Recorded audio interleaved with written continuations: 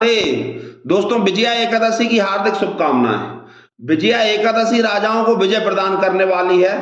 एक समय ऐसा हुआ कि जब भगवान श्री रामचंद्र जी समुद्र के किनारे पहुंच गए लंका पर विजय प्राप्त करने के उद्देश्य से, तो उन्हें कोई रास्ता ऐसा सूझ नहीं रहा था, ऐसा मार्ग समझ में नहीं आ रहा था कि समुद्र को कैसे पार किया जाए। इस पर उन्होंने अपने भाई श्री लक्ष्मण जी से पूछा कि हे सुमित्रा नंदन, मैं किस उपाय से समुद्र को पार करूं। इस पर लक्ष्मण जी ने कहा कि हे प्रभु, आप ही आदिदेव और पुराण पुरुष पुरुषोत्तम हैं, आपसे क्या छिपा है। यहां से कुछ दूरी पर कुमारी द्वीप में बकदालभ्य नामक मुनि रहते हैं, आप उन प्राचीन मुनीश्वर के पास जाकर उन्हीं से इसका उपाय पूछिए। इस पर श्री रामचंद्र जी बकदालभ्य मुनि के आश्रम गए और बकदालभ्य मुनि ने इस विजया एकादशी को करने की जो विधि भगवान श्री रामचंद्र जी को बताई थी वह मैं आपको बताने जा रहा हूं, इसे आप ध्यान से सुने।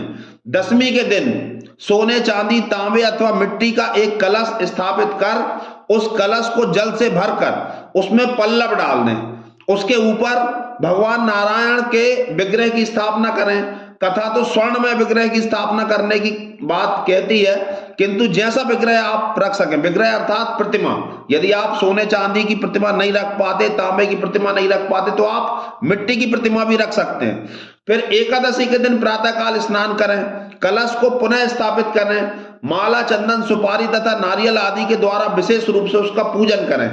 कलश के ऊपर सप्त धान्य रखें, जौ रखें, गंध, धूप, दीप और भांति भांति के नैवेद्य से पूजन करें। इसका अर्थ यह है कि आप कलश के माध्यम से अपनी इच्छा संकल्प के द्वारा भगवान को अर्पित कर दें। भगवान से कह दें उस कलश में आप भगवान स्थित हैं, ऐसी भावना करें। ये मैं आपको बता रहा हूं इस कथा का गूढ़ार्थ। कलश के सामने बैठकर उत्तम कथा वार्ता आदि के द्वारा सारा दिन व्यतीत करें और रात में भी वहां जागरण करें। अखंड व्रत की सिद्धि के लिए घी का दीपक जलाएं।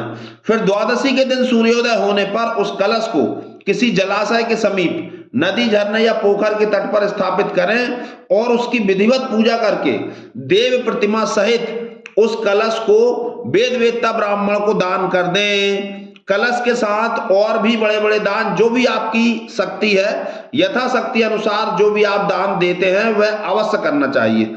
श्री राम, आप अपने सेनापतियों के साथ इस विधि से प्रयत्न पूर्वक विजया एकादशी का व्रत कीजिए। ये विधि किसने बताई है? बकदालभ्य मुनि ने भगवान श्री रामचंद्र जी को, और उन्होंने इसी विधि से इस विजया एकादशी का व्रत किया है, जिसके परिणाम स्वरूप उन्होंने समुद्र पर सेतु बनाया और पूरे संसार में उनकी कीर्ति फैल गई। मित्रों, आप भी इसी विधि से व्रत करेंगे, निश्चय जानिए आपकी मनोकामना भी भगवान अवश्य पूरी करेंगे। तो कृपया हमारे चैनल को लाइक और सब्सक्राइब अवश्य करें। बहुत बहुत बहुत धन्यवाद। राधे राधे।